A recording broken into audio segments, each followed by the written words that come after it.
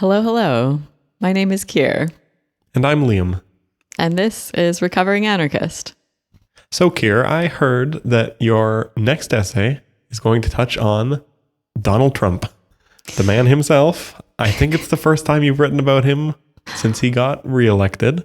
Yeah, it actually might be the first time I've written about him, period. I think so. At least like you've never done like an essay on him, maybe touched on him in passing. But yeah, he's back. I don't know if people have heard that. He's actually the president again. I know. I feel like I'm like a little bit behind, but the thing is, it's worth the wait. Let's put it that way. It's worth the wait. Oh, totally. No. And I mean, I think people had enough hot takes the day after the election. So, you're hitting that market of people who like to wait a few months and let things, I would say, simmer down, but they never do with this guy, do they? No, I don't think they ever simmer down. But no, it's true. It's like there is a lot of pressure to like, I don't know, stay on top of things and put something out immediately. Yeah, and have like a full formed opinion like that, that's worthy of an essay right away. But you've taken your time. I have. Yeah, so I'm looking forward to it. And we're just here to talk about the ideas before the essay comes out. Yeah, we're kind of trying something different, discussing the ideas that are forming into an essay, kind of thinking out loud instead of talking about it after it's written. Very cool. So how did you feel when Trump won re-election, and how did it compare to the first time he won in 2016? Yeah. This time for me, it was a shock how differently I felt. Like the first time back in 2016, it felt like apocalyptic. It felt like democracy was about to crumble. That, I don't know, it was a very that we were sliding into fascism. That's how I felt. It felt like very, very, very scary. And this time I had a hard time like getting worked up about it, even though like I don't like him anymore. And I mean, I'm in Canada, so I couldn't have voted for. You should be clear. You don't like him any more than you did before. Oh, not yes. That you don't like him anymore because you used to love him. Yes, no, I don't like him any space more than last time. And yeah, even if I were American, which I'm not, I would not have voted for him. But I think that like I didn't think that there would be that many surprises because, he's already been in office. When he tried to challenge Biden's election, it didn't work. Even his own vice president, didn't back him, nor did the military or the intelligence services or any other parts of the government. And so, I don't know. I feel like although he, says a lot of crazy stuff, he ruled a lot like other Republicans did, and he also was stymied in a lot of his different efforts by sort of more establishment Republicans, which is not to say that like some bad stuff didn't happen under him, but more just like, sort of the rhetoric that like the world as we knew it was coming to an end was like hard for me to feel this time around because like, this is his second term. For better, for worse. Sort of like the movement that cried wolf almost, where it's like you can only, if you get everyone riled up that everything's going to completely fall apart, and then it doesn't completely fall apart. Yeah, it's hard to say that, or hard to sort of sell that again. Yeah, and it felt like, like rather than offer working people concrete reasons to vote for the Democrats, like if it was sort of this combination of like scolding, like you're a bad person if you don't vote for us, combined with like, fear mongering, like you're gonna end democracy if you don't vote for us. Like, I think my frustration with like the lack of, carrot rather than stick that was offered by the Democrats, sort of, made me feel I guess deflated that he won. But I also think that like I guess maybe this is the controversial thing to say, but I think like the Democrats have grown so completely alienated from ordinary people that like if they had one, then they would have just gotten to continue on. Whereas like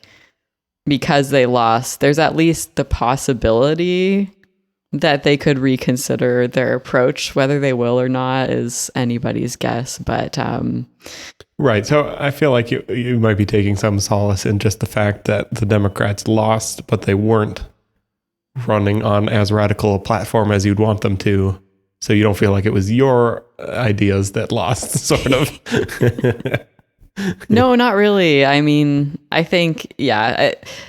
I mean, it made me think of my time in social justice culture. And back in 2016, I was still very much in it. And I just remember that, like, class was, like, actually taboo to talk about. Like, if you wanted to talk about, like, poverty and class, that was, like, the quickest way to get accused of, like, being a white supremacist.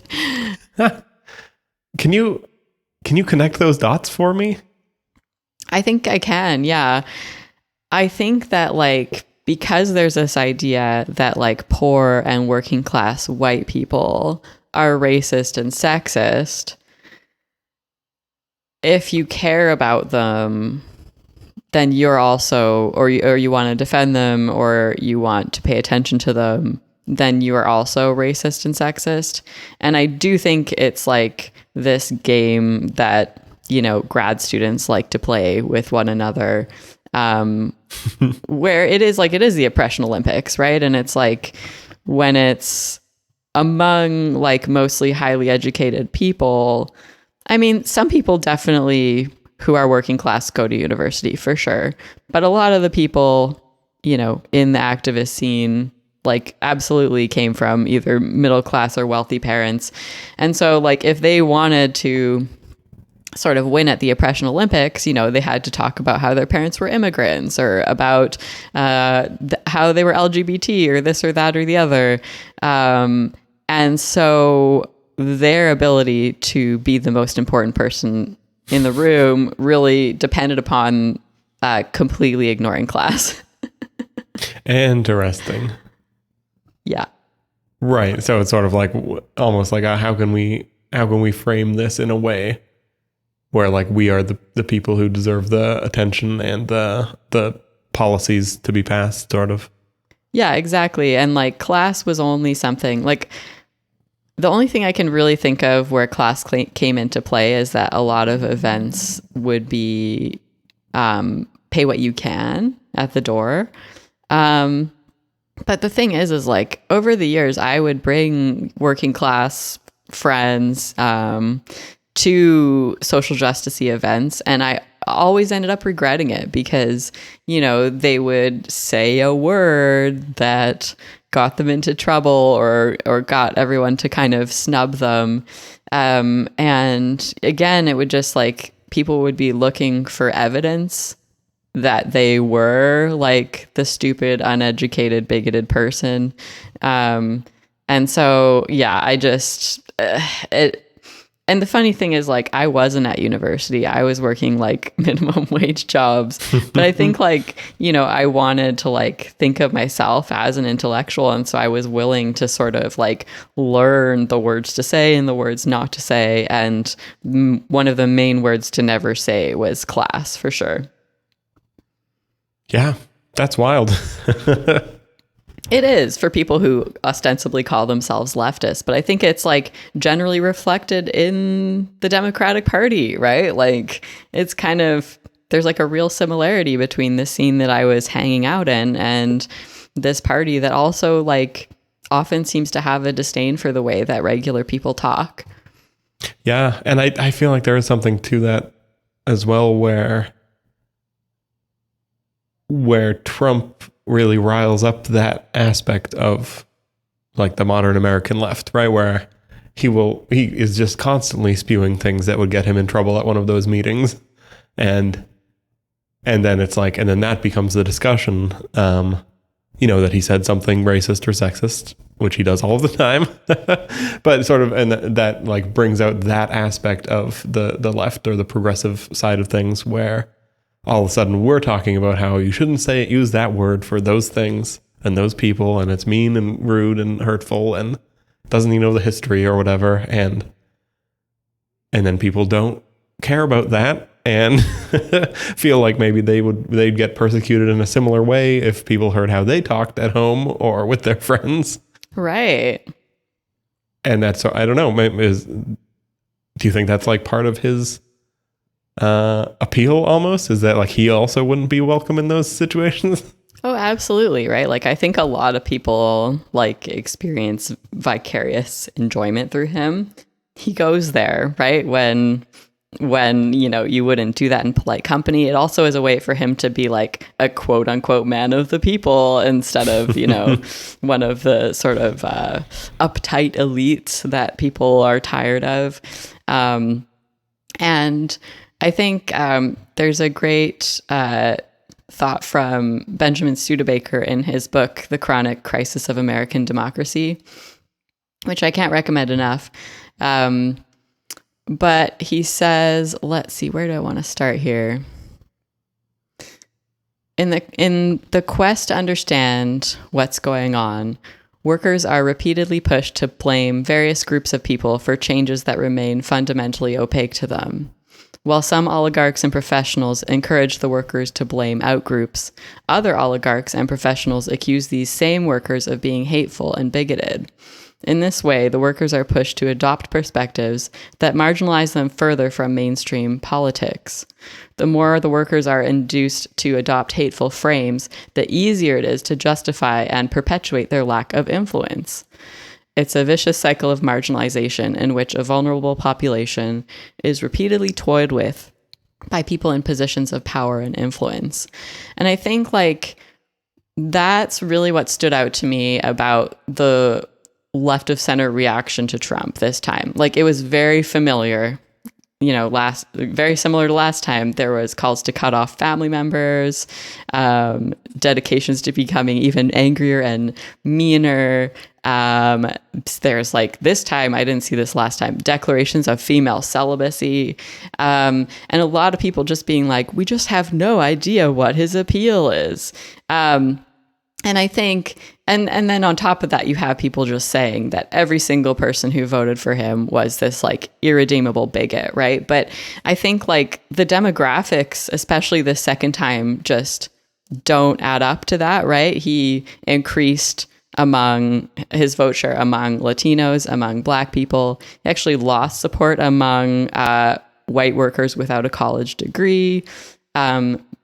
A higher percentage of males voted for him, also a higher percentage of females. Almost every demographic shifted towards him. So to say that it's all like white men's fault just doesn't, like, because what Trump accomplished this time around, and it gives me no pleasure to say this, is that he successfully built a multi-ethnic working class coalition that took him all the way to the White House. Yeah.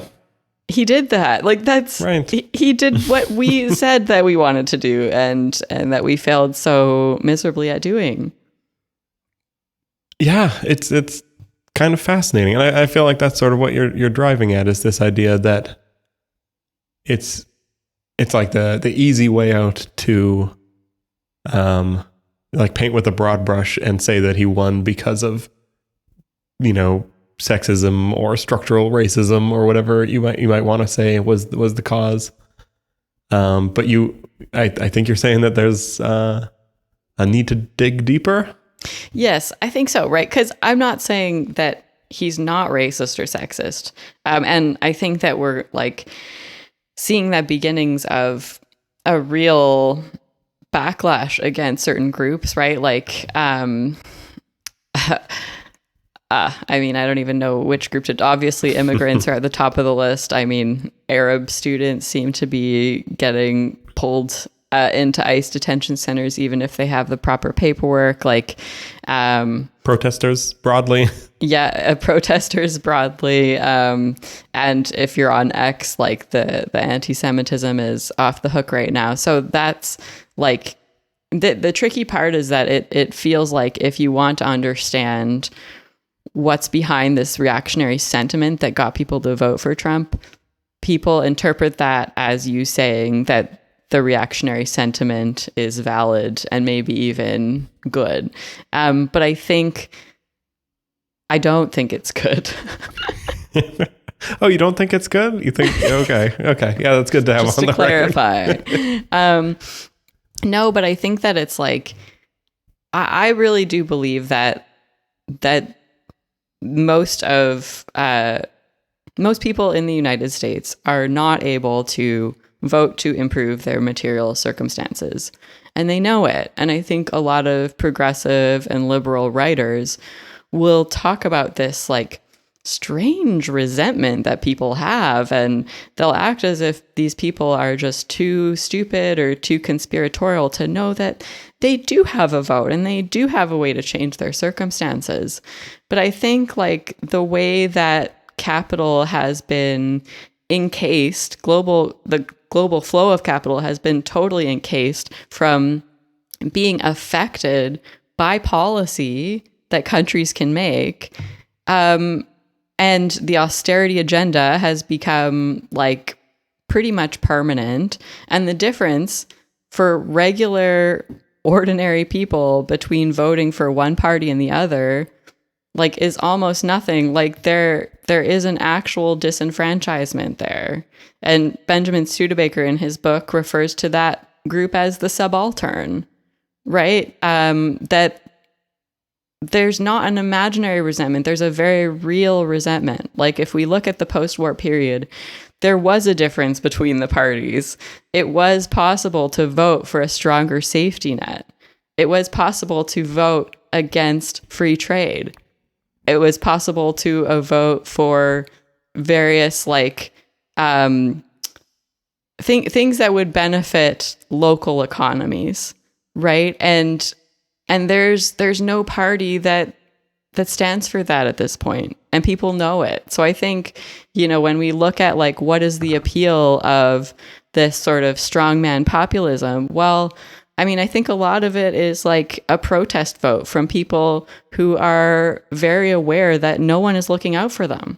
Okay, well, I'm gonna push back just a bit here. I'm just curious, sort of, are you not falling a bit for what you were saying before? Sort of like, I think a lot of people who vote for Trump would say that he is offering that, right? That that the reason material conditions aren't improving for poor people are immigrants and losing manufacturing, and Trump is going to deport everyone and do tariffs, which is going to bring back manufacturing, he says. So do you think they don't earnestly believe that, and that they're voting as a protest because they know it makes elites mad? Or do you think that they sort of have misjudged, whether or not his policies will actually help them? But they are, I know you wouldn't call them all idiots or anything, but like they all have been duped by this rhetoric. Well, I mean, he didn't bring back manufacturing the first time, so why would he succeed this time? What it is that he's offering what seems to be a plausible way out of this, and the Democrats aren't even trying to do that. The Democrats are saying things are good, things are fine. Like, what do you want? Like, Kamala Harris literally was like, when asked what she would do differently than Joe Biden, was like, I can't think of anything, right? Yeah, no, totally. And I feel like Trump has sort of like pushed the Democrats into this very weird situation as like the defenders of the status quo, which I don't think was so much the case. Like in the 2012 election, even when, Obama was the incumbent, it was still like, the Republicans were the party of like the FBI and the CIA and like, I don't know. And now it's sort of flipped around where Right. I don't know. People on the left are the ones defending the justice system as it currently works. No, I think it's fascinating. It's a huge change. And I think like some people are talking about a realignment. I don't know what to think of that. But in a recent Atlantic article, I'm trying to remember, I think it was by Anne Applebaum. I hope I'm not mixing them up. But it was basically pointing out that, yeah, like are left and right the correct terms anymore, right? Because they were from, the French Revolution. The right wing were the traditionalists, the conservatives. They wanted to preserve how things were. The leftists wanted to change things. And now we're in this position where liberal and left parties are just trying to hang on to whatever remains of the social safety net. They are trying to preserve, whereas there's also this almost revolutionary right-wing force that seems to be coming to the fore that is accelerationist, libertarian, they want to demolish the institutions that currently exist, right? And those categories, it doesn't fit neatly into how we've thought about left and right in the past at all. Yeah, totally. Which makes me wonder weirdly if people are voting for the same positions they've always voted for, but just which party that is what's changing. Yeah. No, it's a very strange moment we're in. And I think there's also with all the tariff threats going on right now, it's like last time they were just threats. There were some on China in 2016, but not on Canada and Mexico and all of these other allied countries. And so is Trump actually trying to break the neoliberal consensus and right, which is something I feel like, yeah, you would have been interested in if presented by someone else, right? You definitely see things written on the center right about how the current economic capitalist global order is in trouble, which worries someone like me. But I get the impression you'd be kind of down for that in the right context. Bernie Sanders is also populist, right? He also had a populist message. He's on a anti-oligarch tour right now. And so, I think that populism and protectionism, it does seem like a strange time where it's not easy to say, who. And that's probably always happened, different policies. I remember when that documentary on the guy who ate McDonald's every day for a month. Oh, yeah. Supersize Me, that guy. Yeah. When that came out, leftists were really into it. And leftists were, eating whole grains and being hippies. And now that is more of a right-wing trad thing to grow your own food and all of that. Well, yeah, I feel epitomized in that guy, RFK Jr., who I feel was born in the left and has totally migrated to the other side as the sides switch who's defending the status quo, right? That now it's Democrats being the Food and Drug Administration is doing a great job keeping poison out of our food, right? Whereas that was backwards before. But RFK has become a big wellness influencer guy. And I feel the wellness stuff used to be in my mind associated with the hippie left. And it's all turned around.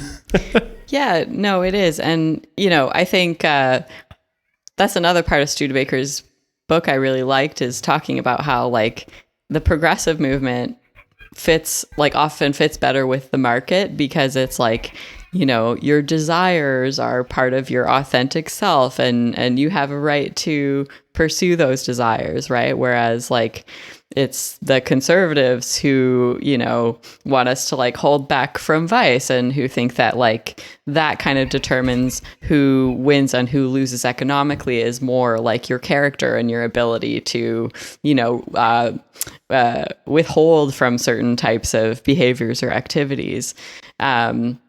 So yeah, it's, but I mean, I think the main thing to come back to is no one's addressing class. right? Like we're fighting over all these different cultural issues.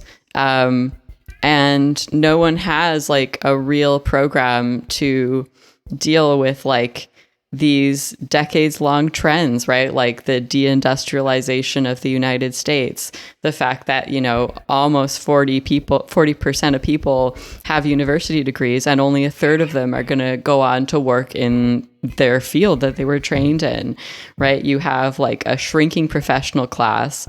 And so you have these fallen professionals, as what Studebaker calls them, right? People who thought that their lives were going to take a different path, who thought that they were going to make a better living than they are. And their only way to sort of distinguish themselves from the uneducated is through language, is through culture, right? Is through like not talking like those people, not dressing like those people.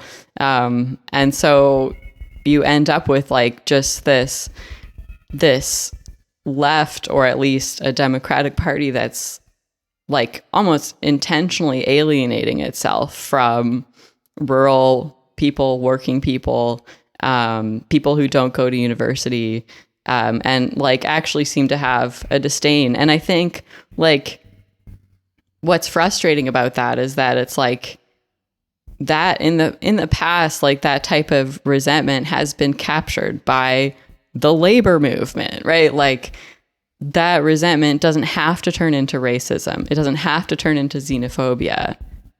That's like, that might be where it goes if no one else gives a shit about these people, and no one else even pretends to give a shit about these people. No one else is even talking to these people, right? These people can't even like come to leftist events without getting humiliated for like using the wrong vocabulary, right? And a lot of blue collar workplaces, they do involve edgy jokes, right? Like working in like a very multiracial environment sometimes means that you tease each other, you pick on each other, and it can be part of like this camaraderie. And so if that sort of regular everyday talk like marks you as evil to this other group, then why would you ever consider voting for them? Yeah, it sounds, you're almost describing like this situation where there's like pressure building up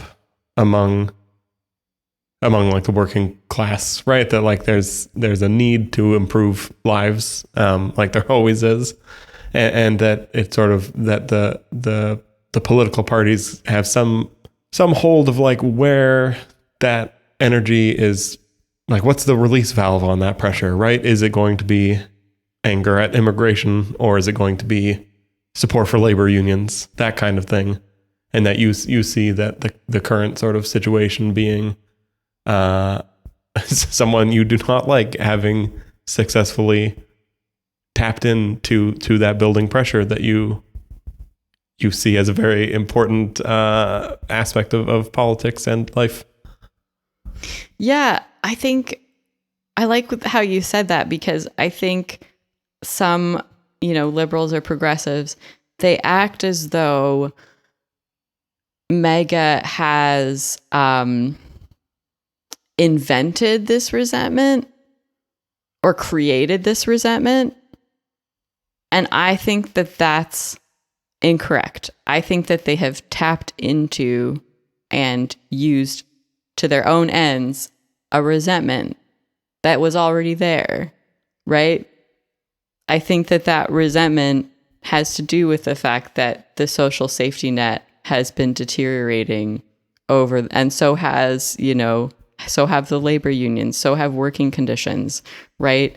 It's harder than ever to buy a house. It's like wages are not keeping up. Like life is like measurably worse for most people than it was for their parents, who if their parents also lived here. And that's real. That's something that is not caused by right-wing pundits. That's something that right-wing pundits are exploiting. And it's something that other people can talk to, right? And I think that we even have a responsibility to do it, because it shouldn't be taking the form of racism or sexism or xenophobia, because that's scapegoating. That's not holding the correct people responsible who are the ones who have caused massive job loss, who have put downward pressure on wages, and so on and so forth, who have turned housing into a commodity. Like, all of these things, like, are processes that have benefited certain companies, right? And certain people. They're not just random, and they're not natural either. They're certainly trending globally right now. But yeah, I think that leftists have a responsibility to take that helplessness and that resentment seriously and offer an alternative to MAGA. Well, I think it's going to be a banger of an essay, Kier. Thanks, Liam. I look forward to reading it. Right on. I do, yeah, and I feel it feels like there's like two sides of the same situation, right? It's like that the right, Trump being this pressure release valve for the resentment at the same time as sort of the social justice-y stuff you were involved in, like shutting off any possible escape valve on that end of the political spectrum. Yeah, exactly. Like, there's like, why would you ever want to join like the least fun, worst party in the world, right? Like, if you're like, oh, those people over there, they seem to be having a great time, and those people over there keep ruining each other's lives, like, yeah, totally. Where would you go, right? Yeah. Where would you go? Well, I think we'll end it there for today. Yeah, this has been Recovering Anarchist. Until next time.